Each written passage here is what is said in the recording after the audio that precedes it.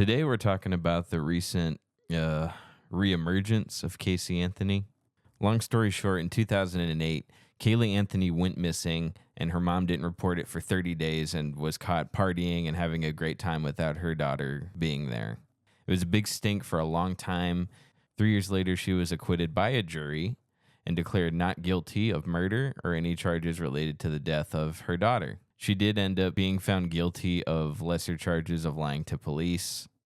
She lied to them about how Kaylee went missing. She lied about her parents and how her dad abused her during her upbringing.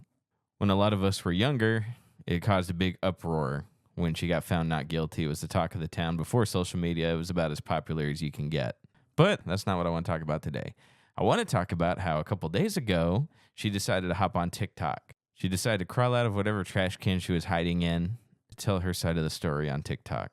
You would think after being acquitted of such a heinous crime and also showing off to the world how terrible of a mother you were, that you wouldn't want to ever be seen again.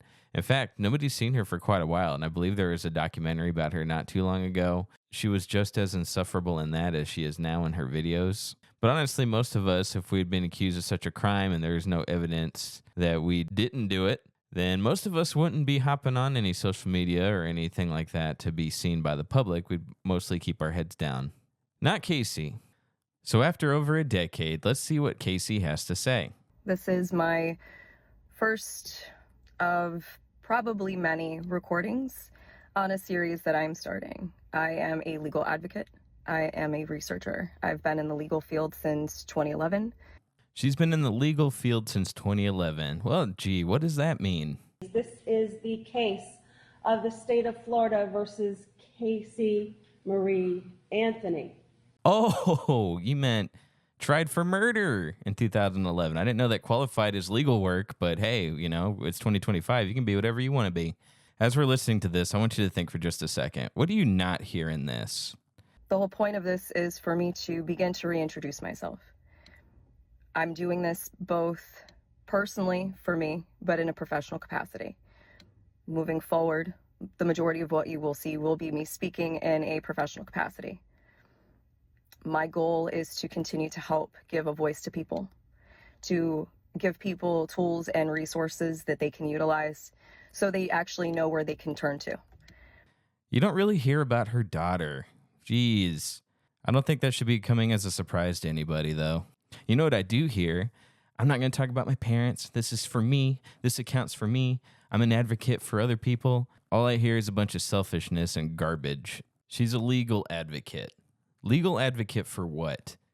Imagine you're about to be on trial for being accused of something you didn't do, and your attorney says, "Don't worry, buddy. I got you. I brought in this legal advocate that's been through this before and knows how to get acquitted." Well, that sounds great. Who is it? And then this piece of shit walks in. I might as well just plead guilty at that point. You know, she's been MIA for quite a while. It's interesting to see the delusion in this person's face. Oh, you're an advocate, you say. Well, how come you never advocated for your daughter? Okay, if you're so innocent, why aren't you worried about finding your daughter's murderer? Doing anything in memorial of your daughter? I don't see much of a difference between your behavior back then and your behavior now. All I hear when I watch your videos are me. I was wrongfully accused. The public went on a witch hunt. Keep in mind, guys, that she was found guilty of being a liar. You know how hard that is to prove? She lied to police. She lied to press, all to cover up her mistake. She got lucky the first time. She should have been able to slip into obscurity, which is what she did for X amount of time, and then decided, hey, I'm not having enough attention. Let me hop back on here and just start making videos about me. Once again, throwing her daughter aside to gain attention. It's really sickening to see somebody who gets away, allegedly, with murder of their own child and use that as a springboard to gain followers, to get monetized, because she has over 10K TikTok followers, guys. Pretty sure she's making some money off any ads she's going to do. I don't know what the purpose of this is either, since she's going to turn off comments. So it's not like she's doing this to engage with people and hopefully to engage with victims. She obviously can't handle the pressure, and so she just got to turn off comments and take the heat off of her. Even reading her Substack profile that she posted, you just get a weird feeling here. Everyone seems to have an opinion about me and my life. There are many fake accounts in my name. Video content will be available by paid subscription. Ooh, money. She wants to make money off of this too. Public service information will be available on my profile here. I'm an advocate and a researcher. Why do the worst people say they're an advocate? What are you advocating for exactly? It's not like you're advocating for your daughter because you only brought her up once and it was just to say you didn't do it and to make yourself look better. I spent the last decade and a half working in that capacity, and now more than ever, people deserve to know what resources they can turn to and be reminded that they still have rights. Absolutely, this is about her rights, not about what she did. Let's not talk about that. I don't quite know what she's hoping to accomplish with this. Nobody likes you. Nobody wants this. Nobody wants you to exploit your daughter, which is what you've been doing since the beginning. You liked being free of being a parent. You liked the media attention given to you. And now you're trying to do the same thing many years later, exploiting your deceased daughter for personal gain. It's disgusting. It makes me and the rest of the internet angry, except for over 10,000 people that are brainwashed into thinking that everybody should have a voice and an opinion. Now, obviously, I would never condone such behavior as harassment and mass reporting of anybody's account. So you'd never hear me say, hey, everybody, let's go to her account and report it or flag it for spam or flag it for inappropriate content. You'd never actually hear me say that. But I wouldn't be opposed if, I don't know, a bunch of you guys went on over there and reported the thing. I mean, I wouldn't be mad about it.